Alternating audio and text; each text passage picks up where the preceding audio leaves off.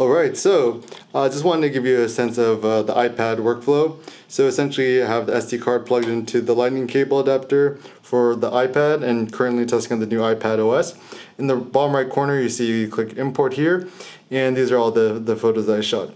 So generally the first thing what I like to do is in the top left corner, import to, click this, and I'll create some sort of new album. So let's say new album. Let's just call this Rico GR 21mm because I'm testing out the 21mm adapter. Just click save.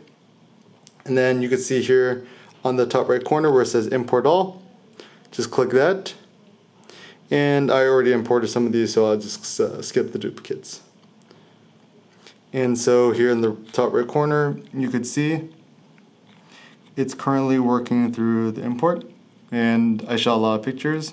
So we'll just kind of wait for it for a second to do all the loading. And you can see as I start to import the images, there's the little check marks, which are kind of loading. So we'll just kind of wait for a second. Alright, so it looks like all of our photos have finished importing. And then what we're going to do afterwards is just keep it for now. So I'm just going to pull this guy out here on the left side. And what you just do is, now you have all the photos imported, and are imported into this Rico GR 21mm folder. And this is actually a very practical tip. When you're viewing your photos, look at them in reverse chronological order, which means go to the very end and look at your most recent photos, and then start to look through your photos backwards. The benefit of doing this is that when you're looking at your photos backwards, you could actually have a better likelihood of finding keeper photos, because let's say you see an interesting scene, you photographed it like 10 times. Generally speaking, not always, but the photo that you shot most recently is going to be the best version of the photo. So let me just give you a sense of what I do. So I usually, let's see, just scroll down, make it the full brightness. Let's see, there's a way we could reduce the glare. Okay, that looks pretty good. So,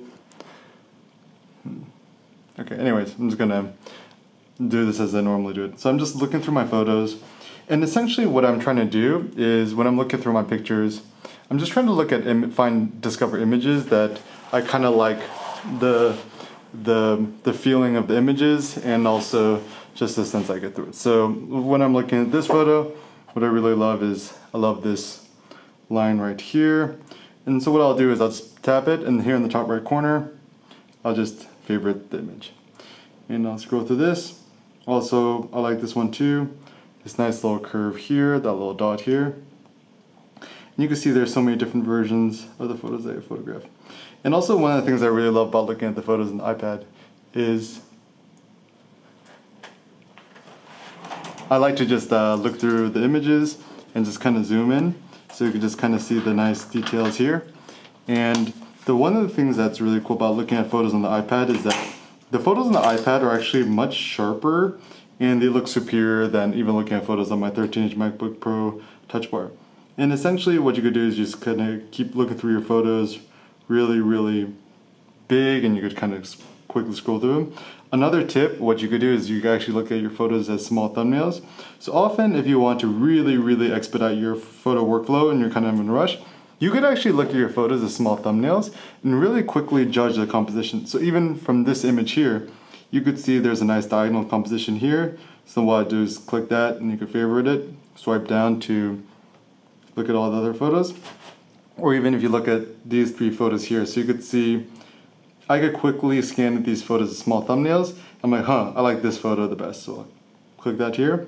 And doing this process, you don't look at all the photos full screen, and obviously there is an opportunity that you might miss out on a good photo, but I think that's okay. That's all kind of part of the game.